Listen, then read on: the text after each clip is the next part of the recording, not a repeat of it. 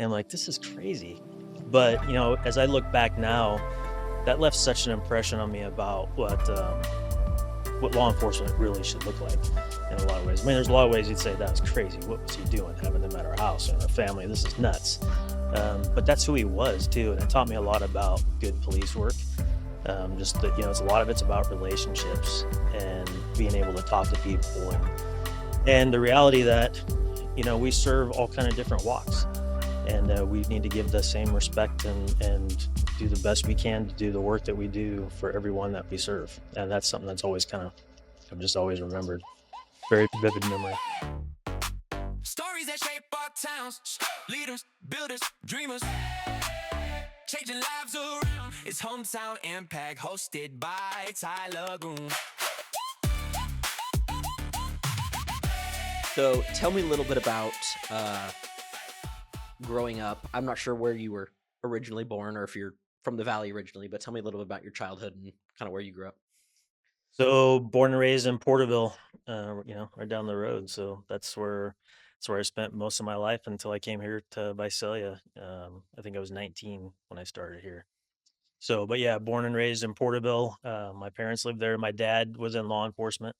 So, my dad's originally from Delano, and then he was in the army. He went to Vietnam, came back from Vietnam, met my mom, and then they ended up in Porterville. Is where he got a job at a bank initially, and then he started with the Porterville Police Department and was there.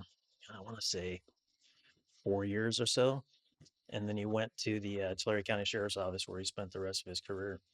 And so, yeah, but we grew up in Porterville. I have two brothers, and that's where we're from. And my mom worked for the school district there. Nice. Yeah. So you've kind of always been around law enforcement in some fashion. Yeah, I think my dad had just started at Porterville PD. I was maybe like 1 or 2 years old Okay. when he started. So yeah, it's been my whole life. No, Yeah. nothing. What was your first job ever? My first job ever. So I worked for Domino's Pizza in Porterville. I was 14 or 15 years old. I got a job. A friend of mine's brother was a manager there, and I got a job doing I'd go out and hang door hangers for coupons for Domino's Pizza, and then come back and fold boxes. And then every now and then they this is an embarrassing part, but stand out on the corner with a sign, two pieces for however much. That was my first job. Nice. And then, yeah, I ended up working pizza. I love pizza. So Domino's Pizza, Round Table Pizza, and then I worked at the Border Theater in Porterville for a Okay. while. Cool. Yeah, actually, one of my first jobs in high school was actually standing on a corner holding a sign Yeah. for a haircut place. So, you know, you do what you got to do. It was Yeah. good. It was a good experience. Yeah. Who most influenced you growing up? Most influenced me growing up. I mean, my parents, for sure. My dad, I think, kind of obviously, I would hear his stories from whether he was in the army or when he was a police officer working at the sheriff's office, and some of the memories I have. Talk about law enforcement being part of your life, like growing up. Particularly, my dad worked in investigations for a long time, and some of my favorite memories are a kid or of him as a kid was, he. So a lot of times he'd have weekends off unless he got called out. But some of the old salts would come over, and it was like Saturday mornings they'd come over for coffee, and they'd sit around our living room and they'd be telling cop stories and kind of just sitting there talking about stuff. And I just always thought it was fascinating. And there's plenty of times you're looking back on it, you're like, I probably shouldn't be sitting here listening to some of these stories, but they'd be sitting there talking about it. But then, like, one story I always tell quite a bit. I think I was about 10 years old, and my brothers and I had been somewhere with my mom, and my dad was working in violent crimes. He was a homicide detective, and we had been somewhere with my mom. When we come home, and he had been working this case, and when we pull up we're coming down the street, and we pull up to the house, and there's a row of motorcycles parked in front of our house, and the case he'd been working on involved an outlaw motorcycle gang. So this whole row of motorcycles parked in front of the house. My mom's kind of like, "What's going on?" And we pull up to the house, and my dad's sitting on the front porch. He's surrounded by a bunch of these outlaw motorcycle guys. They're wearing their cuts, and they're out there talking, and he's just out there like chit chatting with them. They're just sitting there talking and stuff and talking about the case, and he's talking to them. And I'm like, this is crazy. But as I look back now, that left such an impression on me about what law enforcement really should look like in a lot of ways. I mean, there's a lot of ways you'd say that was crazy. What was he doing having them at our house and our family? This is nuts. But that's who he was too, and it taught me a lot about good police work. Just that, it's a lot of it's about relationships and being able to talk to people, and the reality that we serve all kind of different walks, and we need to give the same respect and do the best we can to do the work that we do for everyone that we serve. And that's something that's always kind of I've just always remembered. Very vivid memory. At what point did you really think that you were going to follow in that path? Not till later, really. So, like growing up as a kid, I didn't think, "Hey, I want to go be a police officer." Although my dad certainly influenced me. My mom had a lot of influence too. She worked for the school district and just a hard worker. Both of them had an incredible work ethic and did a lot to provide for me and my brothers. And then I had a cousin that was on my mom's side of the family that he was a Harrier pilot for the Marine Corps. And so I would see pictures or stuff or when we would go visit family, hear stories about him. So growing up, and then it was kind of the Top Gun era too, like Yeah, yeah, 1986. So, growing up, I was like, I want to be a fighter pilot. That's what I want to do. I want to do fighter pilot like Top Gun and like my cousin. That was the original plan. Actually had an ROTC scholarship in high school to go to the Navy, and then it's like my senior year, you start doing these tests for OTC stuff, and then it turns out I needed glasses. Well, at the time, pilots had to have 100%, yeah. uncorrected vision. So they said, "Well, you can't be a pilot. So what else in the Navy would you like to do?" And I'm like, I don't really even like boats. If I can't fly, I don't want to do it. So I said no. I ended up turning it down. And I look back and say, man, that was probably dumb, but things worked out. And it wasn't really till after that it's kind of like, I think I might go law enforcement. Did you do sports or anything in high school or? Played some baseball and some football. Yeah, I mean, I was never really great at either one of them, but baseball is the sport I really love. Yeah. But did a little bit of both. Um, what was the academy like for you? The academy. So after high school, kind of decided, I wasn't going to go to the Navy, and started thinking about what I'm going to do. We were still living in Porterville. Porterville College had a reserve police academy. So I enrolled at Porterville College. I ended up signing up for the Reserve Police Academy. I did the Module 3 and Module 2 Reserve Academy there, and then started looking for a job. So I was 19 years old, Visalia PD. I had actually put in for a position at Porterville and didn't get it, for a community service officer. So tried to go to Porterville. I mean, that was my hometown. Didn't get selected for the position. Visalia had an opening, so I'll take a test and just at least, if nothing else, just try and get some more experience, Yeah, for something down the road. Thinking maybe hopefully get another shot at Porterville, and then I got hired at Visalia, and so I started as a CSO, community service officer. I was 19 years old.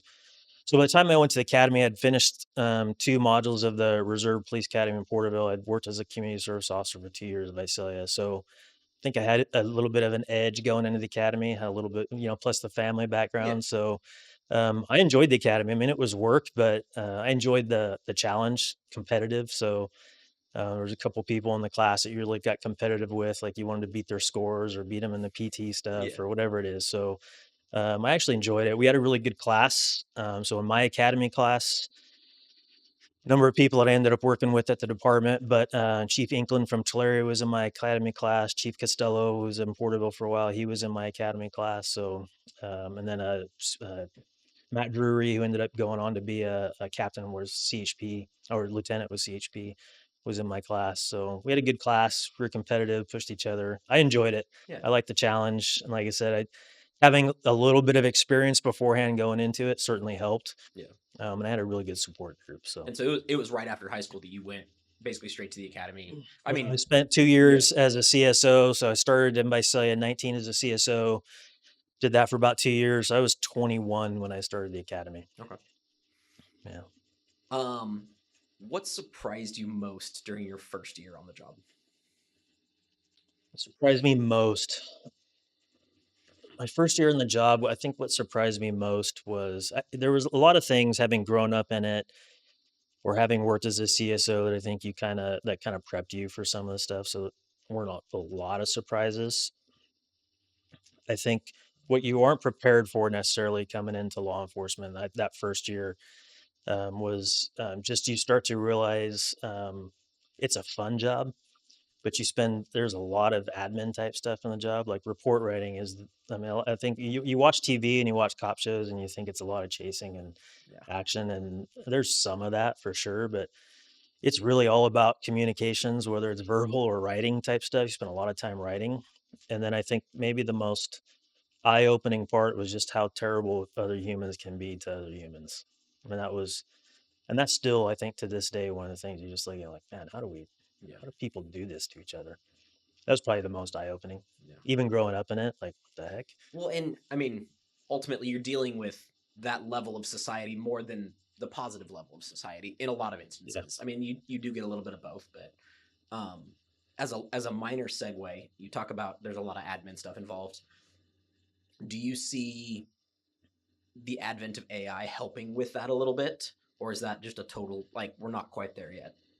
No, I think it's coming fast. Yeah. So you're seeing a lot of agencies have already adopted AI to some one degree or the other. I think there's a lot of positives to it that can certainly, I think, provide for some more efficiencies. It's a little scary too, Mhm. and I think it's important that particularly when you're writing reports or preparing testimony, it needs to be what the officer experiences and sees Yeah. and can testify to and remember, and not let AI kind of shape that narrative for you. So while we're seeing a lot of influence in AI, particularly in report writing, like there's programs now that will take your in-car camera and your body camera. It'll take info from the CAD system.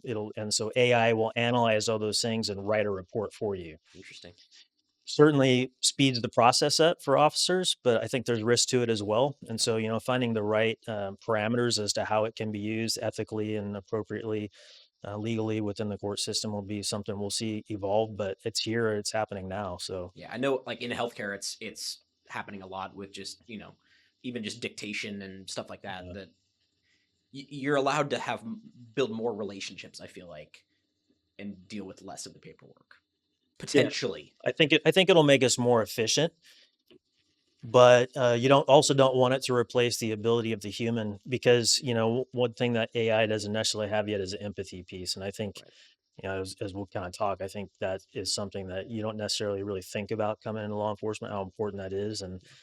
I think it's incredibly important that there's that we have some empathy and compassion for the people that we work for too. So there's that piece of it, and then just the last few weeks, whether you're looking at there's been a lot of controversy over the Ring Super Bowl ad, Mhm. the Ring cameras that can find your dog, and now people are saying, wait, if it can find my dog, he can see all the things Right. we do in a neighborhood as well. Or looking at the Guthrie case that's happening, and different technologies they're using that, and people are saying, wait a minute, there's a lot of privacy concerns here too. And so there's those things with AI, and it's just finding the balance, because that's like, it's important. It'll help us solve crimes, Yeah. probably help us save lives, but where's the balance between our individual privacy and Well, how that technology works? that was kind of the whole thing too with like DNA and all that, like finding the Golden State Killer and all that kind of stuff. It's like Yeah, it's great, but it also opens up a lot of things that we hadn't yeah, considered. yeah. So, um,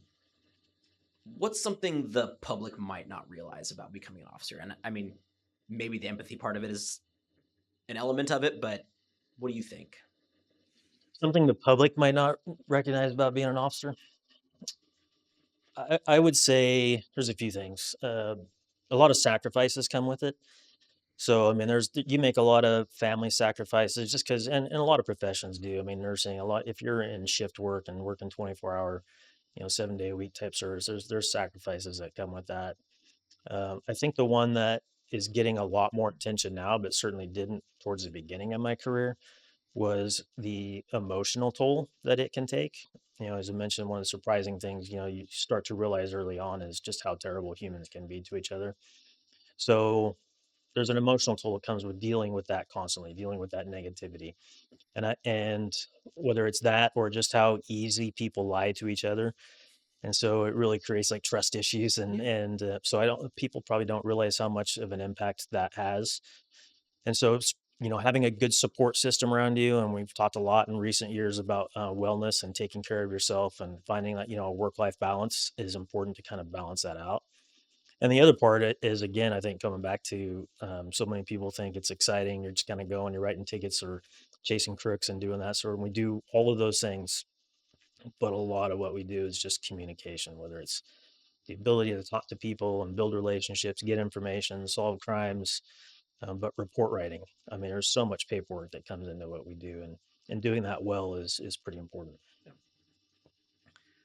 What skills do you think matter most to becoming an officer? Skills that matter most to becoming an officer, I would say it's going to be some of the soft skills, emotional intelligence, so empathy, compassion, the ability to relate to people, and communication. Again, comes down to your ability to talk to people, and not just talk to people, but to listen and hear what they're saying or what they're not saying, and then report writing, being able to write. That's one I think a lot of people overlook, or a lot of people coming to this overlook, is how much time the officers spend writing and how important that is. And I was fortunate enough early on by my field training officers to really be kind of mentored on report writing, and my dad was a big proponent of it. So he was a detective for a majority of his career, and that had a big influence on me. And you see how important that is. But those types of skills, I would say, are probably the most important. Your ability to just like human skills, Hmm. and then the ability to communicate verbally or in writing. A lot of the other stuff, whether it's is driving or going to the range or weaponless defense, all that sort of stuff, we can, Yeah. with enough training, you can teach that to almost anybody. Yeah. But what you can't really teach is character. You can't teach a lot of emotional intelligence. And so I think the most important skills that we look for is those types of skills in people and communication. Talking about, your dad having to do a lot of report writing, and obviously kind of training you on it in some fashion. Um, Obviously, times have changed since then. How have you seen police work, or you know a lot of that aspect of it change from even when your dad was a police officer till now? Oh my gosh, policing in the time that my dad served versus even in just in my so I'm in my 33rd year with the department, and there are so many elements of policing that I would say are pretty much just the same, and so much of it that isn't, completely different. And technology's had the biggest influence on that. So, you know, report writing. I mean, we didn't have cameras back when we started. So when I started, just whether it's the in-car cameras, the body cameras, having that to refer back to or to capture stuff and kind of help with remembering or recalling what happened. We didn't have that when you started, so it relied on good note taking, good report writing was crucial, because that court case might not go before a judge or a jury for 2, 3 years, sometimes longer. Yeah. So if you didn't do a good job of that, you weren't doing a really good, service to the case that you were working. So that's probably one of the biggest changes. Cameras everywhere. And then I think social media, I think, has played a huge role in how things have changed, just because, in the past, the community might only know about what makes it to the newspaper. They don't know all these other things that are going on and what the cops are doing 24 hours a day, 7 days a week. But then I think, in a lot of ways, it's helped us, because it helps us share information quicker. It helps us get information quicker, Mhm. but it provides a lot of challenges in terms of what the expectations are, how fast we can solve something, or how fast we're going to be able to respond and address a problem.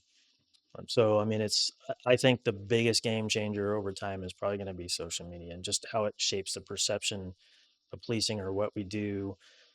A little clip that people think they have all the information now, and that's the facts, and there's so much more to all of it. So, Yeah, I mean, I've seen it used for bad. I've also, you guys have been very good about a lot of your recent social media posts yeah, and things about community involvement and kind of yeah, getting in front of that, and I think that's important too. So I see both sides of the equation. yeah. What do you think the biggest lesson that you learned throughout your career so far has been? Biggest lesson. I mean, I'm going to go back probably to report writing and just the importance of doing your job well. I remember very so when I had been so I started as a community service officer, and I did that for a couple years, and I would get a lot of feedback. Hey, you write really good with police reports. And when I went to the academy, I got the report writing award, and I was like, well, I'm good at police reports. So when I started my police officer field training, I thought that part I got down. Like, I don't need to worry about it. So I remember one of my field training officers was Steve Pewter, Well, Steve Pewter was had been a detective, and he was a really good detective, and had worked homicide stuff and had done it for quite a few years. He was really good at it. He had just got promoted to police agent, so he went back to patrol, and he was one of my training officers. I remember my first week riding with him. We're working graveyards, and we'd go out and we'd make an arrest, and I would write a report.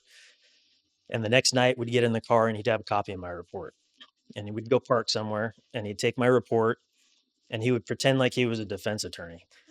And so, and he'd start questioning me like a defense attorney. He's, okay, officer, tell me what happened on this. And I'd start talking, and he'd hit me with something. And then he would ask a question and be like, oh man, I don't know. And you realize, man, my reports aren't anywhere near as good as they should be, because he would just, so I would start to where we get in the car and be like, man, I'm about to get my butt kicked. This guy just tearing up my reports. I mean, it was humbling, but I learned such an incredible lesson from that. Just do a good job, do a thorough job, ask the right questions, listen to people, write good reports, because at the end of the day, you can make an arrest, but if that arrest isn't successful in either resolving a problem for a victim or getting a prosecution that's successful or getting a conviction, if you can't do those things, then as a police officer, what good are you? I mean, you're just not doing your job well. And so that's something I've always carried on, and it's transformed over time because I don't write so many police reports now. But I do have to write reports to justify budget requests, or to write staff reports to the council, and to make staffing requests, whatever it may be. Um, that's probably one of the best lessons I learned about policing, was the importance of being thorough, doing a good job, asking the right questions, being astute, always being willing to learn, and then being able to articulate it and write that well. I think for a successful police officer, that's probably one of the most foundational things. And being open to the constructive criticism. Like, Yeah. you know, he wanted what was best for you, and he wasn't doing it to pick on you. It was No, no, genuinely he trying to be helpful. he made me better for Um, it. Yeah. so now that we're kind of on the mentorship track, tell me about some of the mentors you've had throughout your career. I feel very fortunate. I think I've had a lot of, at different stages in your career, a lot of mentors. My parents, I would say, were both probably two of the best mentors I had. I'd mentioned I worked at Round Table Pizza for a while and had a boss there. It was a really good mentor. Just taught me, how to build your skills and how to get better, and really just kind of pushed you to get to the next step. And then along my way, whether it was Steve Pewter, or I worked for guys like Glenn Newsom, Jeff Robertson. As a young officer, those were all kind of senior vets that really had an influence on me, just watching how they worked.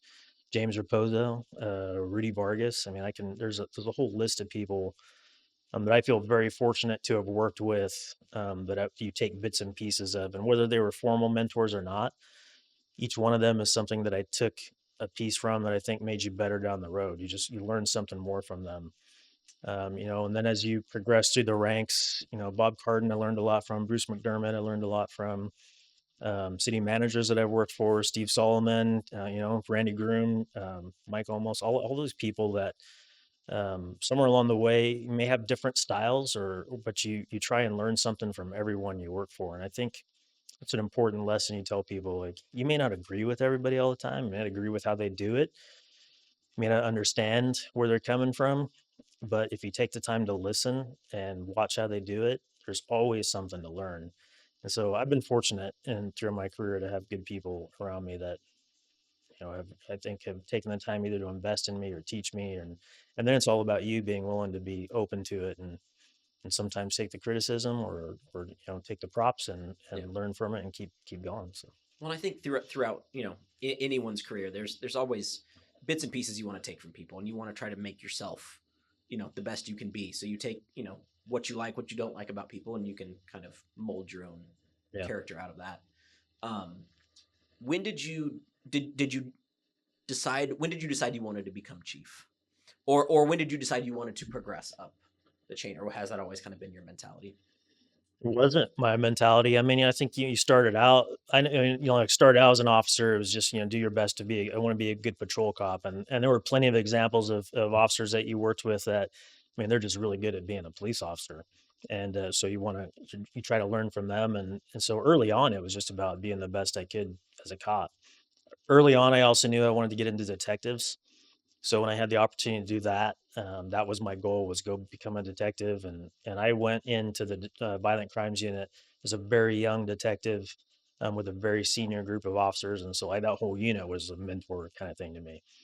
And I learned a ton from those guys, good and bad, probably. And then you kind of get to a point where I think I'm doing well here, and I think you just have a desire, SWAT, like I wanted to be, and then it was like, oh, I just want to be on SWAT and do SWAT well. But then you start seeing a lot of the people that I looked up to were supervisors, whether they were sergeants, and you recognize the influence they had on me, and you kind of get to a point where, hey, I want to be able to do the same thing, apply new skills, have more responsibility, grow, challenge myself some, give back to other people. So I think it was right around then, but even then, it was like I would like to become a sergeant and be like one of those really good sergeants. And I worked for a bunch of those, Mike Correa, Glenn Newsom again, Steve Abbott. There's a whole list of names, of people that I got to work for that you just wanted to do like they did. Rick Haskell's another one. So, and I think, and then at some point you just kind of naturally say, well, what's the next step after this? You do this for a bit and you feel like, okay, I'm getting good at this, or I'm comfortable. I'd like to take the next step. And then for me, it was lieutenant. And I probably never started thinking about maybe someday being the chief until I was a lieutenant. And when I got promoted to lieutenant, I went to gangs. So that was like 2007. 2007 was probably, I'm pretty confident, was the roughest year in terms of gang related violence that this city has seen.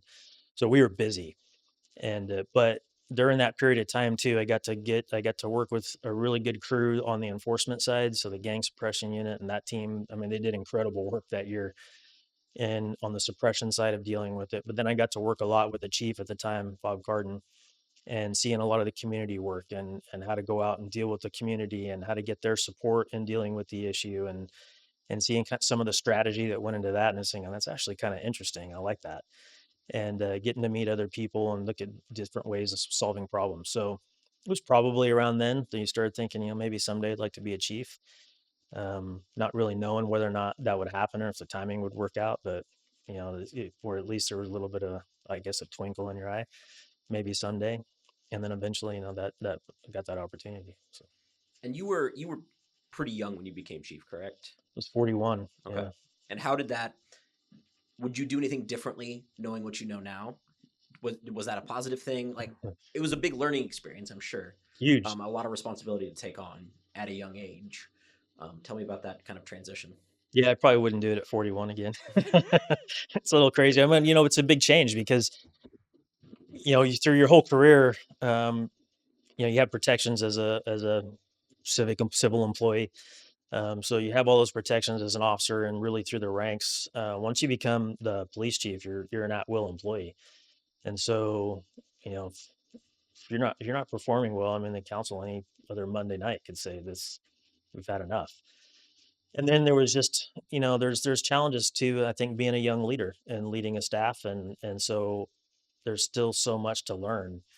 If there's anything I could do different, you'd always go back and say maybe a little more time in this spot, maybe a little more time in this spot, just to gain some more experience. But we had a good team here as well, and I was again surrounded by good people, and that's one of the things I've been fortunate through my career. But there were times when it was a little nerve wracking, just because that's at 41, you got a long ways to go before you have any kind of cushion. But it just came down to, I had good support at home, good friends, and good mentors again that kind of helped give you that confidence. And you got to be willing to know that you're going to make some mistakes, learn from those mistakes, and try and do it better next time. And then really, it's about building a good team around you. And if anything, you look back at it and you realize, you don't have to wear that whole weight. And ultimately, the responsibility comes down to you. And when you're the head of any organization, that the responsibility ultimately lands on you.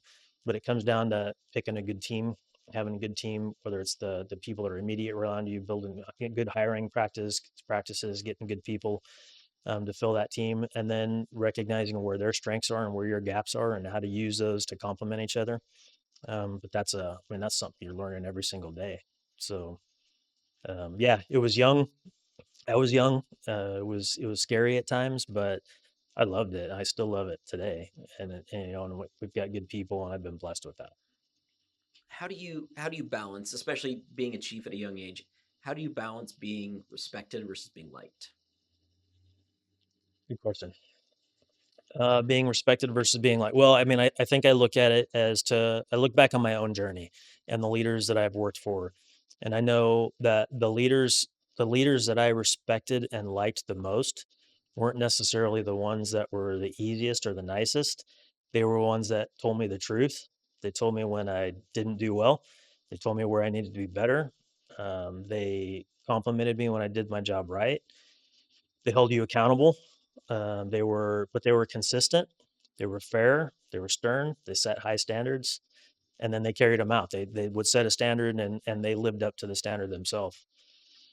So I mean, I looked at those leaders and tried to say those are the ones I want to be like. And so I think the worst mistake you can make is go into it thinking I want everyone to like me or be my friend, because whenever I've worked for a leader like that, I ended up never really liking them. Because they didn't help me grow. They didn't push me. They didn't hold me accountable. I didn't get better under those types of leaders, and it was harder to respect them. The leaders that were the opposite and held you accountable, told you the truth, um, pushed you to do better, but complimented you, did those things more than anything for those leaders. When I worked for them, I didn't want to let them down, and so I didn't want to do something stupid because I didn't want to let them down. And that's the type of leader I hoped that I wanted to be. Set high standards, just be consistent. You're not going to be perfect. Some people are going to like it and some people won't. Can't take that personally. Yeah. I think you just have to kind of, these are the standards, these are expectations, be consistent, be fair. Um, and you set a standard, live up to it. If you think other people have to do it, you've got to hold yourself to it as well. It's not always easy to do. And, I've messed up a few times, but you learn from that. And so anyway, I think that's been the approach is, I know the ones that I worked for and what they did, and I've tried to emulate those things. And how does that coincide with really building a workplace culture and, creating that community environment within your organization? I think in terms of building a workplace culture, it's about there's a Japanese term called Kaizen. Toyota would use it a lot, but Kaizen essentially, in a nutshell, means continuous improvement. And so I know I've always kind of said, look, we can always be better, and look for ways. If I can just be 1% better today, if you keep adding those types of gains, at some point you're doing really well. So set high standards, push yourself to attain those, work hard. I think you try and good leaders will try and set the tone for what your purpose is. Certainly we have goals and strategies you'd like to accomplish, and that's crime. Well, for us, it's about trying to drive crime down. Well, some years we're going to have crimes up, and sometimes down. Some things we control, some things we can't. But if we stay focused on what our purpose is, why it is that we're here, and stay consistent to those standards, I think that kind of builds a culture, towards making a better organization. And it comes down to like support each other, hold each other accountable, give some room to make mistakes, but then also recognize good work and build each other up. So I know for me, again, those work the people that I worked for that had the biggest influence. I would make a mistake, and sometimes I would get in trouble. Understood it. I'm not going to make that mistake again. But I appreciated that they gave me the room to grow too, and realized I made a mistake and I wasn't done for. That I would grow from it, and they would give you an opportunity again and to prove yourself. So hopefully, we've been able to do the same. Um, people make mistakes, own it, accept it, grow from it, come back. Sometimes we can't, but for the most part, that's what you try to do, and just trying to build a team, give them experiences, let them build on their strengths. That's been the goal. How do you handle stress? Sometimes I do pretty good, and sometimes not. I think that's normal. Yeah, right. Um, I mean, I think in the we deal with stress in different ways. I mean, sometimes you have something that pops up and it's stressful right then and there. Take a deep breath, try and break the problem down, deal with it, and again, rely on the people around you. You cannot do this alone. No leader can do it alone. So again, relying on the talent that you have around you, or family support, whatever it is. And like I said, There's times I think I've managed that pretty well, and sometimes you think you do better under stress. I mean, that's Mhm. kind of what you're built to do in a lot of Yeah. ways. That's what we train for. And then there's times I haven't handled it well. And so you try to learn from those and say, I don't want to make that mistake again. Overall, in terms of handling stress, for me, it's about having the right outlets. So, like for me, I like going to the gym and putting my headphones on in the morning and having that little bit of time to myself is probably my biggest stress reliever. I like to do music too. I don't do it as much as I used to, but that has always been a stress reliever for me as well. And then friends and family. I've always tried to make a good point of having friends outside of law enforcement. I have a lot of friends in law enforcement, but trying to have a good support system around you that is not law enforcement because they have a different perspective on things. And then I also think it keeps you grounded. Yeah. If you just hang around with people that are like you all the time, you get mad at the same stuff or you stress about the same stuff, and then it just gets worse. You go talk to other people, have a different perspective on it, and it kind of helps ground you a little, I think. And so for me, it's having those friends that are outside of law enforcement. My family has been huge. So those are the different ways that I try to deal with stress.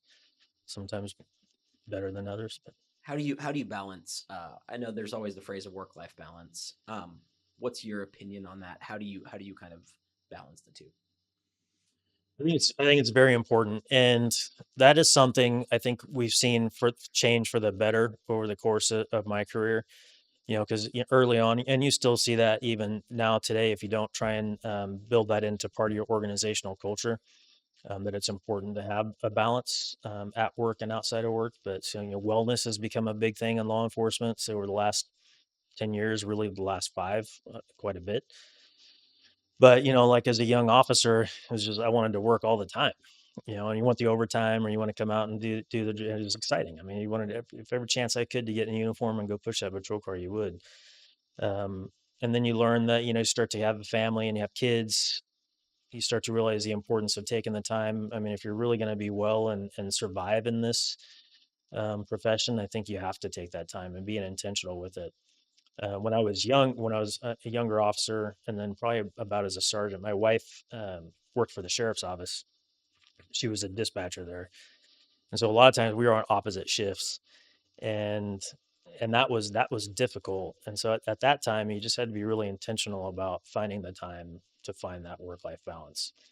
Now, I think we do a lot better job of it now. We still have a long way to go. For me, it's still intentional. Like there's things that you may pop up that are out of your control, but for the most part, like my time in the morning is my time. I get up early. It's about my hour and a half or so that belongs to me. I get to go to the gym. I get to do that. It's good for my health, whether it's gym time or a little bit of time to read, just kind of disconnect for the most part, not think about work stuff. And then I come in ready to go.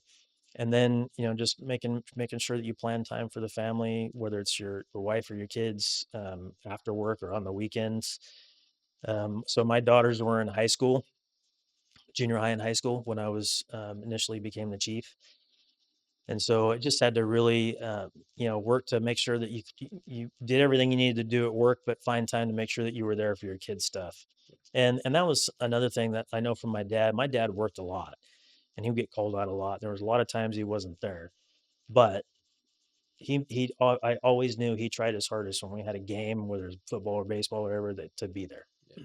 He always did his best to be there. And, sometimes he'd pop in uniform and come check and see what was going on. And so I always just tried to do the same. I think you just have to be intentional with it and recognize the importance of it. And, I've been down a road where you didn't prioritize those things and you start to feel it. Like you realize I'm not who I was, Yeah. not who I should be. And you start to see it play out in different ways and you got to change. And so, and again, that comes down to having good people around you that help kind of correct that course. But that's the thing, in law enforcement, I think is a really good thing. And all of and first responders has changed a lot over the course of the last few years. A lot more focus on that type of wellness, and how can the organization from the top down say that's important? Like Yeah. to our young officers, you need to make time for your family. You need to take time off, and not give them a hard time for wanting to take some time off or have to go do something with their kids or how do we as an organization support that to make sure that the culture that we have is to make sure that they feel like they're supported, that they can have a work life balance, that it's safe to have a work life balance, that it's okay to say, hey, this last week has been a lot. you have Yeah. PTO? Can I take a day off, or can I go be with the family and do the sorts of thing to do our best to support that? Yeah. Well, and I think there's a fine line between it being used and abused. And I Sure. think more often than not now, I feel like it's used appropriately, but I think there's always the avenues that it can be overused. Yeah. Um, and I think instilling that culture within the organization, like, we're giving you this out of grace, like, don't take advantage of it. Yeah. Um, Well, it's a lot too is breaking down the stigmas because I mean, like you said, you see a lot of things that a lot of people don't see, and you see a lot of bad stuff, and some of it can be traumatizing, and that stuff never really leaves you. And I would say, 30 years ago, you would see that, and you were just expected you pick up and just get back to work, suck it up, yeah. go do your job, and that was not the right way to deal with things. And now I think we're much more in tune with, and but we're still learning and trying to get better. Like, how do we if we know we've had a critical incident or we've had something that's might be particularly traumatizing or take an emotional toll, we try to have resources available to our staff to be able to talk about it, both professional staff and our sworn staff, to be able to talk about it, debrief it, get it out, have resources available if they need to, and encourage and say that's okay to do that. And so when you provide those types of resources and wellness focus or push physical fitness or mental well-being, work-life balance, all of those things hopefully will make for better people in our profession.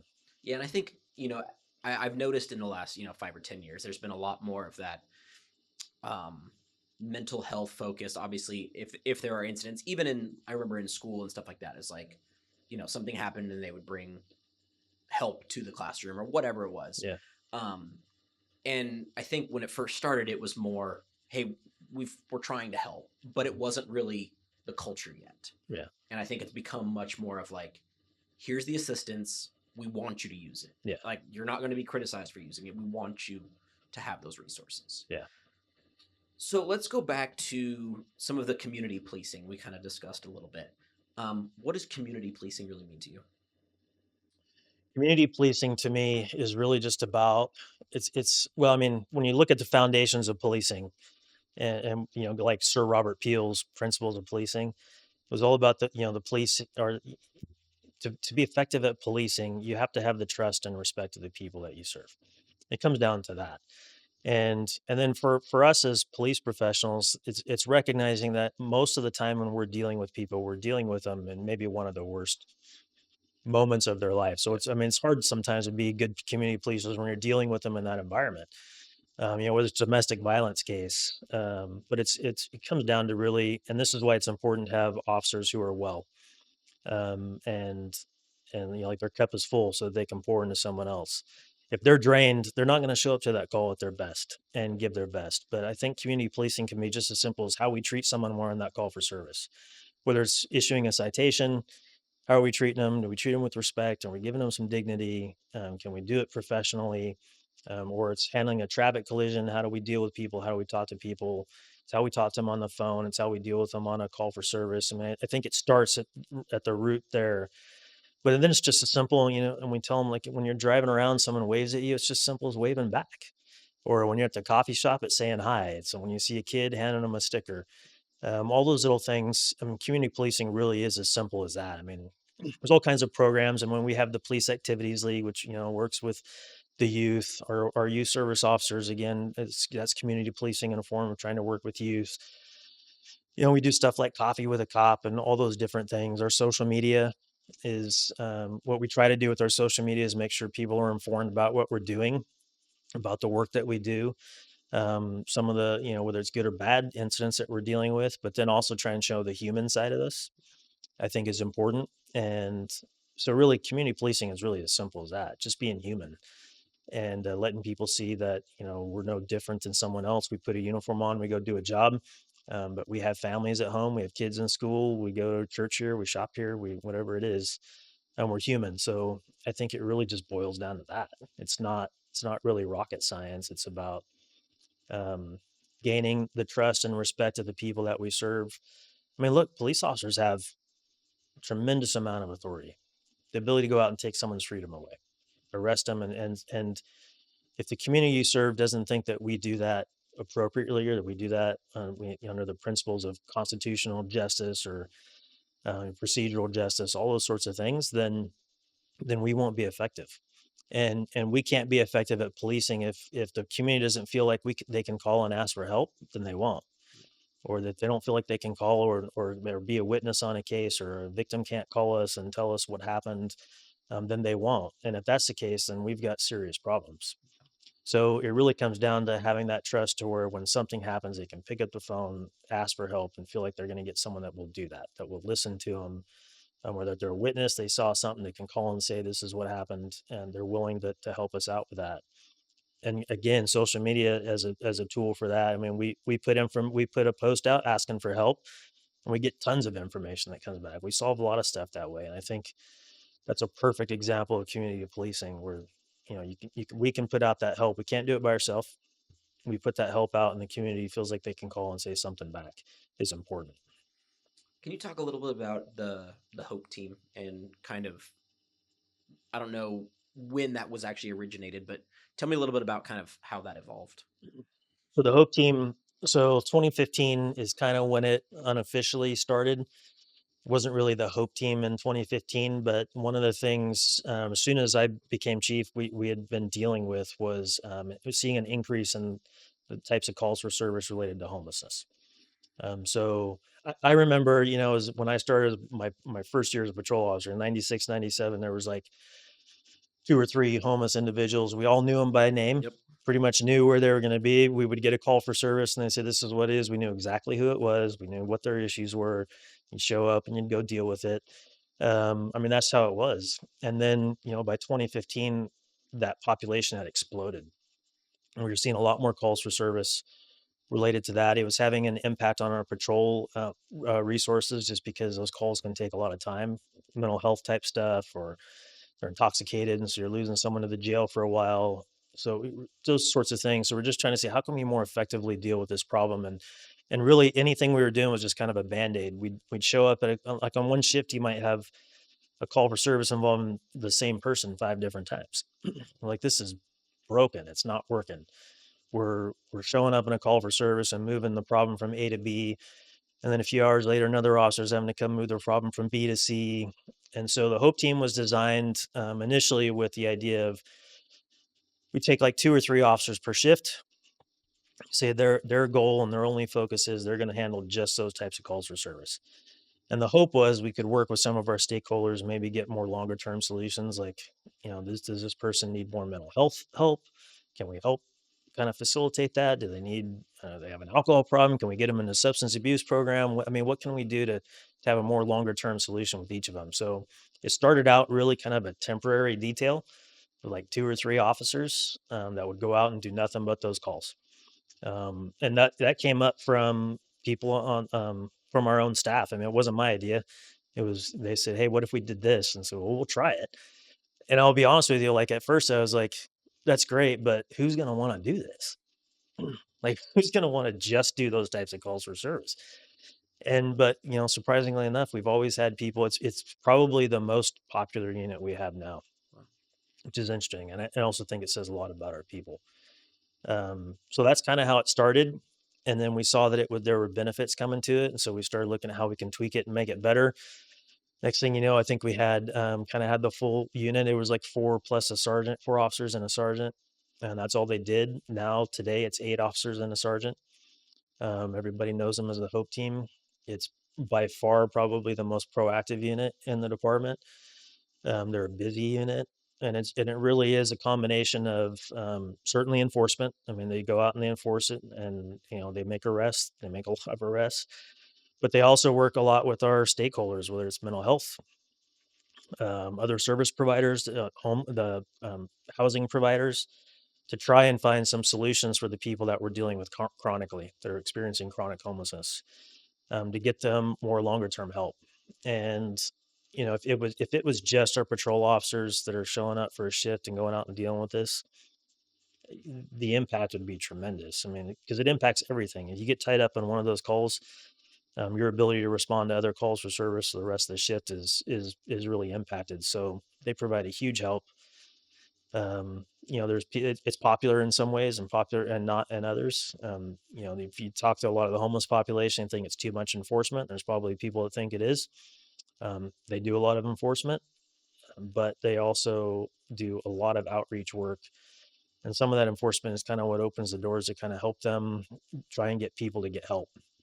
And ultimately, that's our goal. It's just to try and do what we can to reduce that population, get people into longer term solutions, longer term help, and to deal with that issue. And so, like another thing, I sit on the board for Salt and Light here, and so it's an issue that's kind of near and dear to me because homelessness is an extremely challenging and difficult issue for police because a lot of it is just not a police issue, Yeah. frankly. Yeah.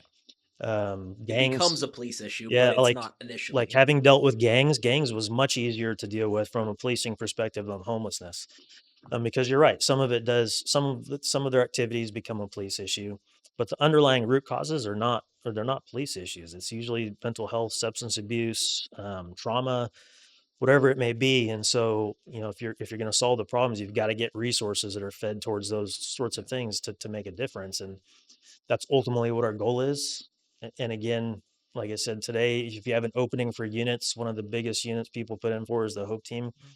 And when we started it, I was like, nobody's going to put in for this. And now people want to do it. And I think that speaks a lot for the people that we have, because to do that job well, you got to be a hard worker. You got to be pretty proactive, but you got to care, and you have to have some empathy and a desire to really kind of help people. And they do great work. And continuous empathy. It's And not yeah. like, drained and then full. It's kind of has to Yeah, be it's somewhat frustrating full all the because you time. might. I think at one point they were talking, the Hope Team, in order before someone would kind of say, "Hey, I'm willing to go talk to someone or get some help." It might take between 60 and 70 contacts with one individual, and that's a lot. Yeah.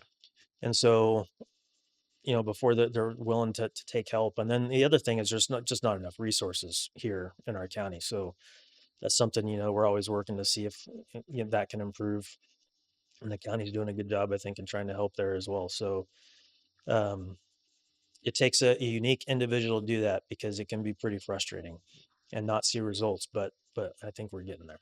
Do you have you seen any other agencies kind of taking on some of that mentality, I guess, around the homeless population? Yeah, other agencies have done it. Everybody kind of has their own way of approaching it. Some are much more enforcement oriented. That's really all they do is arrest. Some are kind of similar to what the Hope Team does. I can't say that we were the first one to ever do something like this. There are other agencies throughout the nation that have tried similar things. San Diego PD has had a really good program for a while that they've used to deal with homelessness, and there's a number of others throughout the valley. So think you're seeing it, either we've replicated something that they're doing, or they're replicating similar things that we're doing, but we all try to learn from each other. Yeah. And it continues to be an issue. Like I know through the state chiefs, we've had recent conversations about putting something together again and comparing what we're doing again, because it's a challenging issue. And whenever we do a survey of people, or when you go into any community and talk about what their number one issue is right now, a lot of it falls down to homelessness. And I think the reason for that is, unlike gangs, when gangs was an issue, it affected a certain part of the population, usually certain neighborhoods. And if you lived in certain parts of the town or went shopping in certain parts of the town, you might not ever see it or be affected by gangs unless you read about it in the news. Homelessness, on the other hand, is something that we all see probably every day to some degree. And so I think we all would like to see that get better. The approaches are all, everybody has a different idea what the approach is. And I think, the underlying causes of it is, it's a really difficult human issue that takes a lot of compassion and empathy and a lot of work, that really a lot of it is not police related. And so it's all about building the right relationships and getting people to help. Well, you talk about like taking 60 or 70 contacts to really get someone to really build that trust, frankly, and understand that they want to help. Mhm. And how tell me how that differs from more of a gang mentality.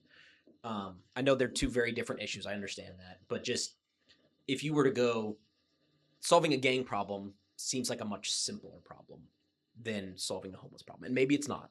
Yeah. But tell me kind of about the I mean, correlation. if you look at gang issues, I mean, you can certainly say there's a lot of underlying social issues that go with gangs Sure. too, because you see some of the same stuff, whether it's a lot of it is socioeconomic in gangs, Mhm. or generational. So, people grow up in gangs and that's what they know. And so they continue those behaviors. But, if you're going out and dealing with a gang problem, there's so many different laws that are available to us to enforce that we can arrest somebody and we can take that problem and move it off the street and either take them to jail or you get a conviction or we just have so many more tools available to us because a lot of what they're doing is criminal activity. Mhm. When you're talking about homelessness, a lot of times the complaint is, someone's sleeping on this sidewalk or someone that, well, where there's no, they don't have anywhere to go. And it's easy to say, well, they just need to go get a job. That's not the reality for many of them because there's so many other underlying issues and there's just no resources to help. So, from a law enforcement perspective, it's not illegal for them to sleep there. So, what is our law enforcement solution? There really isn't Yeah. one. Yeah. Where are they going to go? We don't have somewhere to take them. And so, and usually it's not something you can pick them up, arrest them for, and take them to jail. That's not going to happen, or they're going to get released right away, and they're right back. You're still at the same problem. So you just have to come up with better solutions, and a lot of that comes down to having the right resources. And I think we're starting to see some of that, whether it's Salt and Light or the Visalia Navigation Center. Right now we have the Warming Center as a resource available to us. So we're starting to see some more of those tools available to us, but it's just more difficult in that sense that it's not something. You have a gang fight or you have gang activity, whether it's selling narcotics or prostitution or whatever it is. We can show up, arrest people, and make the problem go away temporarily. It might move somewhere else, and we have to deal with it again. But we have so many more tools available to us. Homelessness is entirely different because there's just not very many law enforcement tools. It's way more of a social issue, public health type of issue, and having those resources that are deployed out in the community to kind of help on an acute basis is they're just not readily available. Well, and we've seen cities throw money at it, trying to solve the problem, and it maybe doesn't solve the problem, Yeah. and then you kind of just have to try something new and see what works. I also think with the gang issues, it's you can take them out of the environment, and yes, they go into a different environment, but how do you? It's a very singular issue with homeless. Usually, it's usually an individual. It's usually not a collection of individuals Yeah. together, although they may kind of work collectively. Yeah. And the other thing with homelessness is, there's a whole housing first approach, which I don't think is effective. I don't think it works. And we've seen kind of firsthand experiences with that. And, because you'll hear a lot of times, well, if just put them in an apartment, they'll be okay. And that's not the case because of those underlying issues, whether it's trauma, mental health, substance abuse. You may be able to take them from the street and move them into some sort of a housing, but if there's not some sort of like immediate support to help them, they just a lot of times they don't last. Yeah. So they end up right back where they came from, and so it doesn't really solve the problem. So that's another thing that makes homelessness much more difficult to solve is it takes the resources have to be so much more intense and kind of focused on the individual to help them heal and kind of deal with those underlying issues before they're going to be successful in some sort of housing. That takes a lot of money and a lot of resources. And it takes a city or an organization that's willing to gamble that essentially Yeah. to try to solve that problem. And it's not something the police are built to do. Right. Right. Yeah. What do you think makes the Visalia PD unique? What I think makes the Visalia PD unique, I think goes back to community policing. And so I'm very involved with the state association of police chiefs.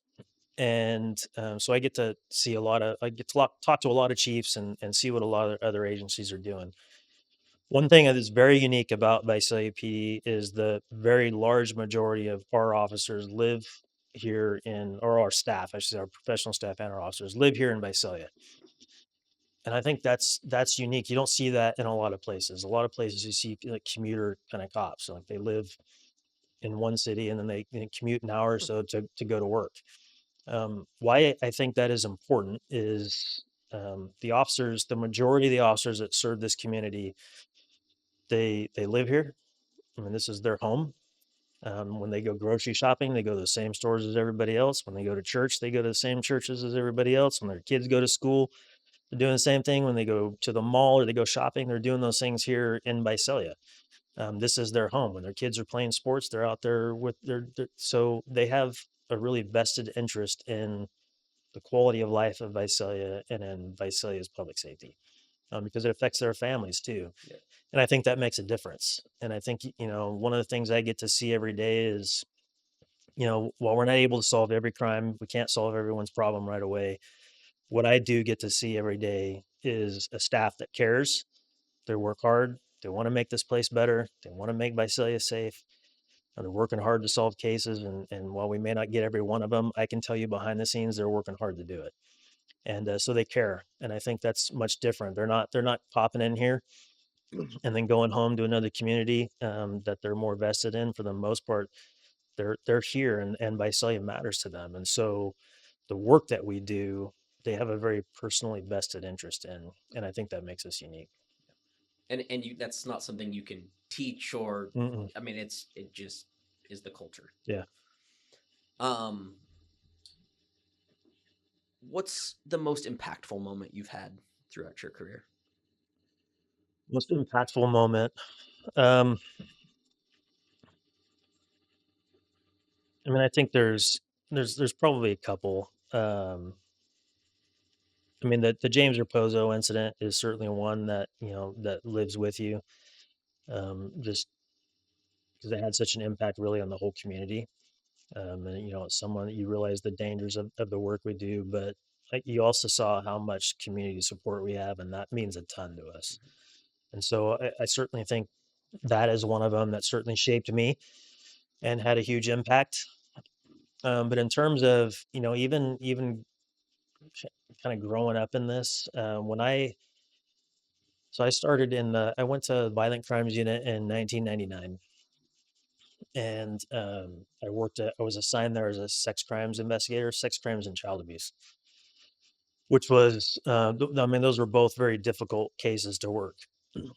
But in terms of most impactful, by far, the most impactful job I've had, I think, in my time here, because for me, I think it kind of really opened your eyes to the importance of the work that we do. Um, and I mean, I think the purpose of the police is to, come and protect the vulnerable from harm. And so for me, like that was the epitome of it, because you see, you're working for people. You write a good report so that the guy that abused those kids or raped that woman never does it again. And for me, that was the biggest impact. I think if there was a point in my career, it was like, this is your why. And even today, this is why we do this. You know, a traffic ticket, you can look at it and say, well, it's a stat. A traffic ticket may have saved someone's life. Yeah. A good report that you wrote and a good investigation that you did may mean that this guy that assaulted that woman or assaulted that child or hurt somebody else never does it again. And so I would say that my time in that unit, what I learned from the people in there working those cases, what I learned from the victims during the time I worked in there, hands down the most impactful time in my career. And that lives with me today, as to this is why we do what we do. Yeah. What advice would you give your younger self? What advice would I give my younger self? Um, a lot of advice.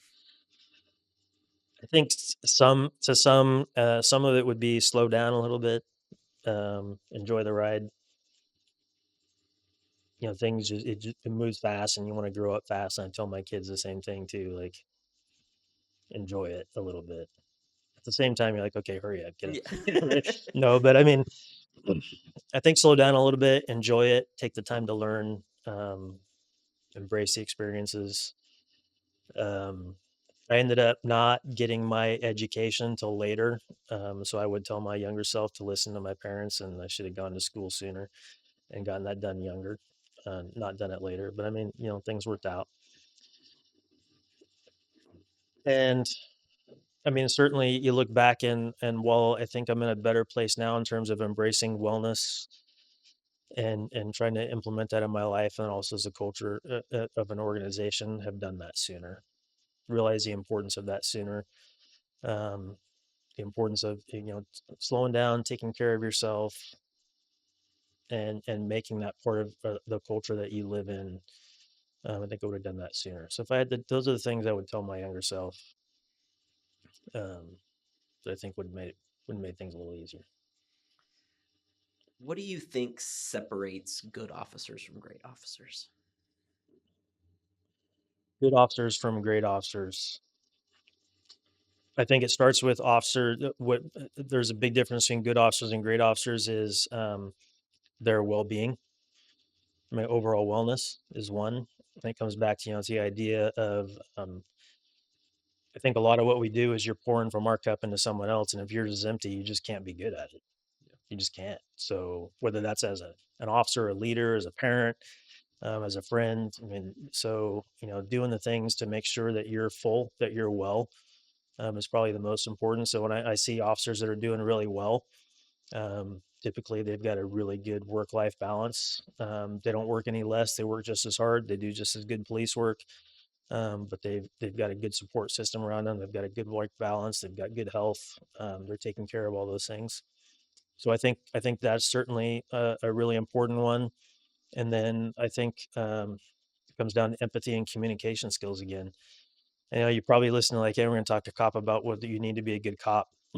Yeah, I mean, you don't have to be a good shooter. We can teach you that. Or you don't have to be a good driver. We can teach you that. You don't have to be good at hands-on stuff. We can teach you all those things. Can teach you how to write reports for the most part, but the ability to communicate well with people, to listen to people, and have some empathy, I think, is what keeps you rooted, what keeps you human, and what keeps that ultimately that focus in place as to why we do what we do. At the end of your career, what do you hope people say about your leadership? At the end, I hope that they say that I cared, that I gave them my best, and I mean, I think probably the most important thing, that they know that I cared about this profession, that I know that I cared about them, that whether sometimes you like the decisions or not, everything was done to try and make us better. I mean, I hope that's what it is. Given a lot to try and make this profession better, hopefully our department better, and um, yeah, I mean, I think that's what I hope for at the end of Well, the day. and I know so many chiefs and other officers have had such an impact on you, and I know you're leaving an impact on them. So, a lot of them will probably carry that pattern on. I think that's a really important thing too. Yeah, I mean, I hope someday, as you interview someone else, they say, did someone have an impact in your career? And one of them says, you know, he merely made a big mistake and I learned from that, or they say, these are things he did that I learned from, and hopefully it made them better. I hope. Yeah. I think that's what any leader can hope for. All right, so we're gonna go to the rapid fire round. Are you an early bird or a night owl? I'm an early bird. You talked about your gym in the Yeah, morning. I get up early. What's your coffee order? Black. Are you a big coffee drinker? I don't drink a lot, Okay. so I don't drink a lot of coffee anymore. I used to, and pretty much I just like regular black coffee. I get up early though. I take pre-workout, which has a lot of caffeine in it, Yeah. so I try to control that so I don't drink as much coffee now. Book you're reading, or maybe you just recommend in general. Book. I'll say I'll recommend. I'm going to recommend an author and probably a couple of books. Nothing I'm reading right now is too exciting that has really blown me away. But Simon Sinek is probably my favorite author. I would say, and I think you probably hear some of the themes through what we're talking. Start with Why is probably one of my favorite books. It's one I always recommend, particularly for officers, because for me, I don't know that I started with my why. I think I started with, hey, law enforcement looks cool. My dad did it and all those sorts of things. And then when I got to detectives and started working that, like we talked about, it was like, there's my why. And I try to always come back to that. So start with why, I think, is a good one. And then he's got another book called The Infinite Game. And I think it's so perfect for law enforcement because, unlike a lot of businesses, we're not shooting for Q4 stats or sales. Like there's no mark there. I can't tell you what the right number of lower crime is. I mean, ideally it would be zero, right? Sure. But we know that's not going to happen. And so I think the Infinite Game kind of talks what a lot of what we talked about is community policing. Everything we do today is our game is going to continue infinitely. What do we do that sets us up for success infinitely? And that comes down to relationships and building trust and that respect that we deserve, continuously trying to be better at the profession that we're in. We are playing an infinite game. There's not an end in sight for us. And so what we do today, how does that impact us down the road and hopefully make us better? So those are probably my two favorite books for him. And then one, if any of my staff listen to this, they'll probably go, "Oh my God, I'm tired of hearing about this book." Extreme Ownership by Jocko Willink is a big one for me. Are you more of a nonfiction or a fiction guy? More nonfiction. Yeah, me too. Yeah. What's your favorite leadership quote that you love? Favorite leadership quote, I would say, I don't know that I really know who the author or who said this, but he who plants trees in whose shade they will never rest has truly come to know the meaning of life. And I think again as a leader, I hope that somewhere down the road, I know I've been able to use that quote for leaders that came ahead of me that I've been able to talk about. Um, you realize that, hey, I hope I'm planting seeds today that I may never get to see the benefit of, whether it's stuff we buy or stuff that's planned down the future or promotions you may, I don't know, whatever it is, people you hire. I hope they can say, hey, he planted that seed and somewhere down the road, this benefited the department or this community. And that's why I like that quote. It may not be anything that I ever get to see or enjoy, but I hope at least it put the seeds in place. Well, I think even just as community policing in general, all of that is proactive. Not all of it, but a majority of it is really Yeah. proactive, and you can't. It's not really measurable No. per se. I mean, it's creating that environment of trust and relationships and all that kind of Yeah. stuff. One word that defines leadership. Sacrifice. What would surprise people about you? Surprise people about me.